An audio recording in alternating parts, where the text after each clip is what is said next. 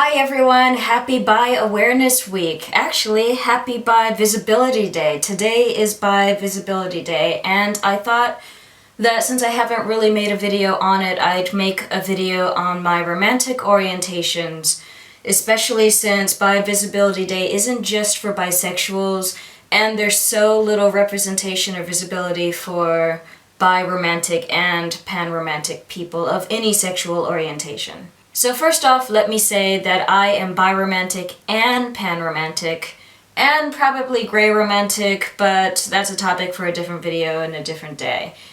If these words don't make any sense to you, you're hearing them for the first time and you don't understand them, I recommend checking out my romantic orientations video. I think it's the third video on this channel.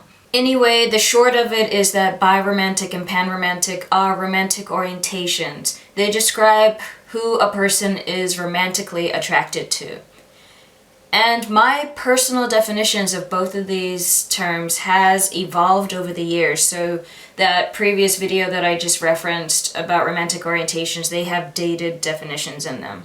Let me throw out my current personal definition so that we're on the same page. Biromantic, romantic attraction to two or more genders.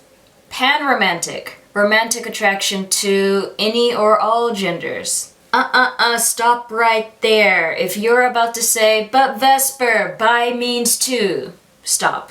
1. It's common for the meaning of words to evolve and deviate from their original etymological meanings over the years.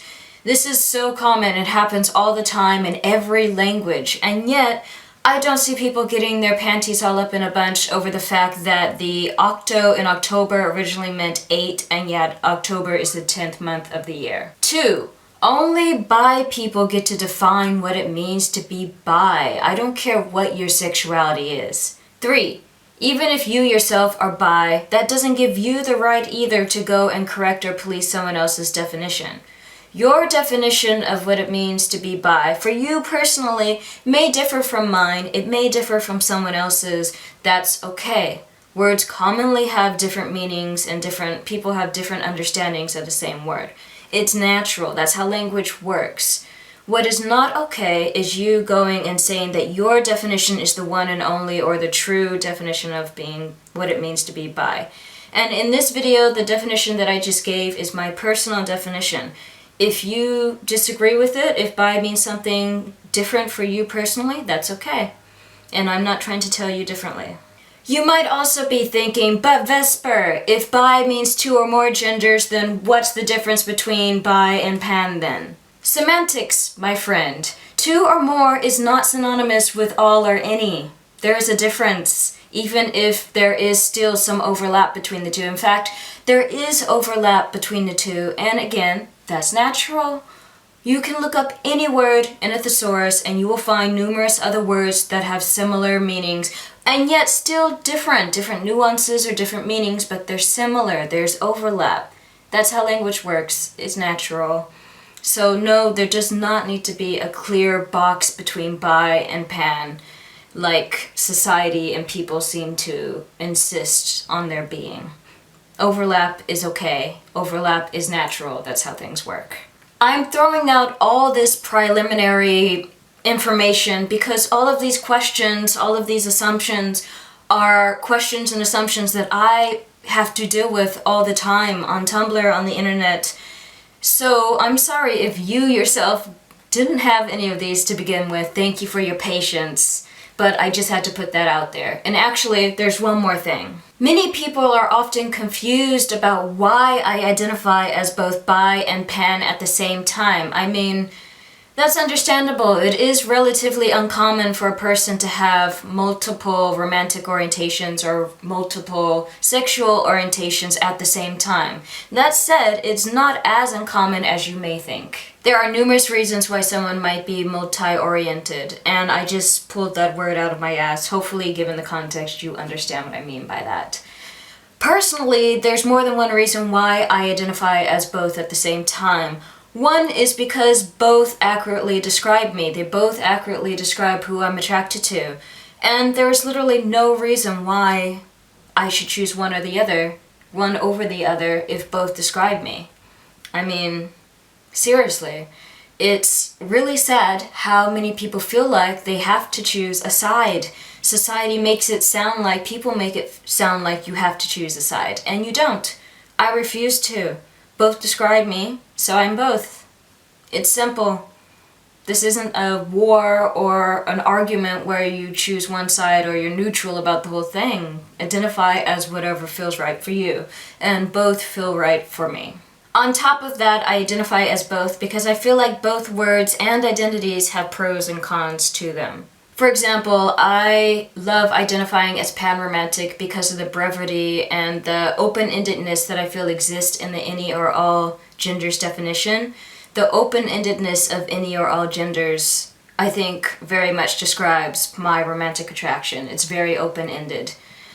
And yet, the downside to what I feel like is a drawback to the pan community is that within the community, I've noticed so much biphobia, transphobia, and general elitist attitudes, and it pisses me off. And it doesn't just piss me off, actually, it's offensive.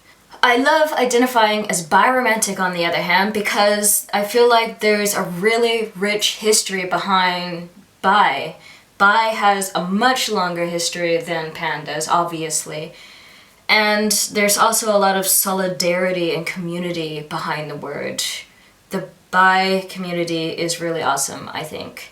And it feels really great to know that I'm a part of that. And the pan community, but again, it's not the same. They are two different communities in certain regards. But on the other hand, the drawback or the downside that I feel personally to identifying as biromantic is that when I come out to someone as biromantic or bi, that person inevitably already has a preconceived notion in their head of what that means. And about 99% of the time, that their understanding does not align with what I actually mean when I say that word.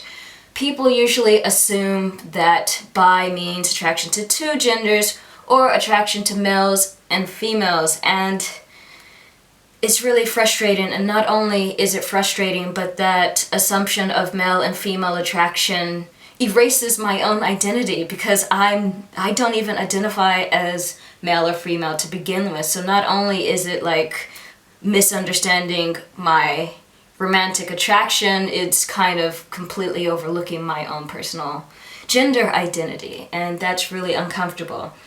And on the other hand, if I say that I'm pan-romantic, usually people have never heard of that before, so there is no pre-established notion of what that means. I get to define that, explain that to them.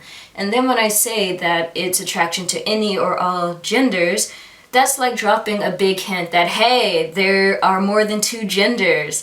And the person may or may not pick up on that hint.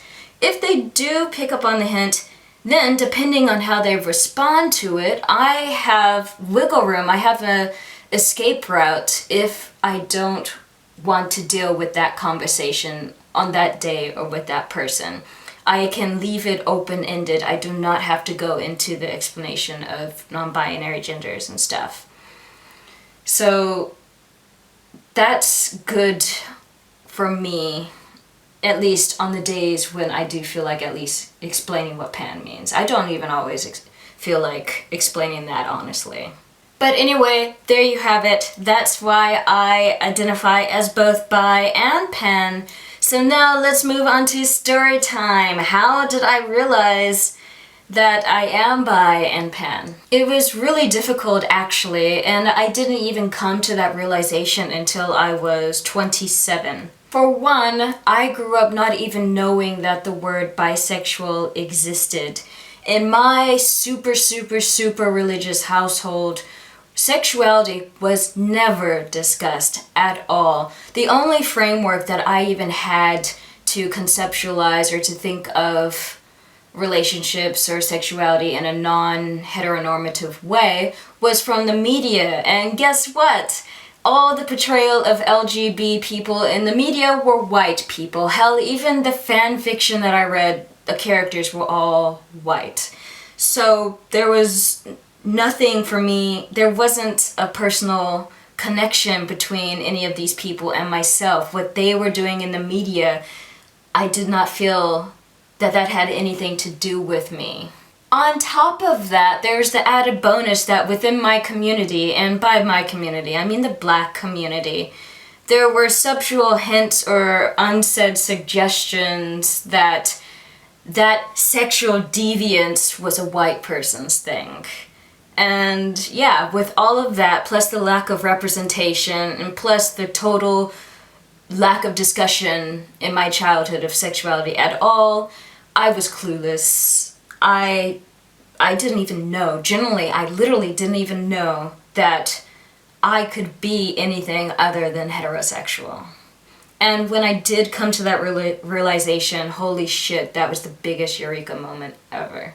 To further complicate things, I feel like my asexuality made figuring out my romantic orientation a little bit trickier.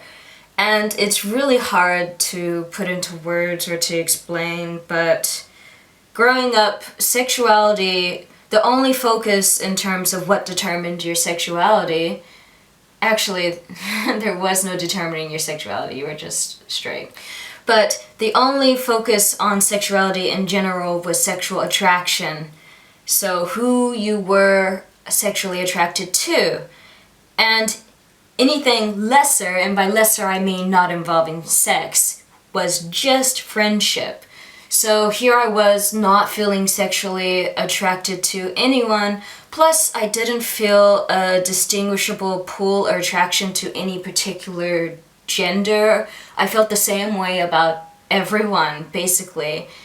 So there was no sexual attraction, and that pretty much stopped my introspection of my own sexuality in its tracks, because it's like a flowchart. Do you experience sexual attraction? No. Okay, the end. I didn't know there was anything else to sexuality at all, so yeah.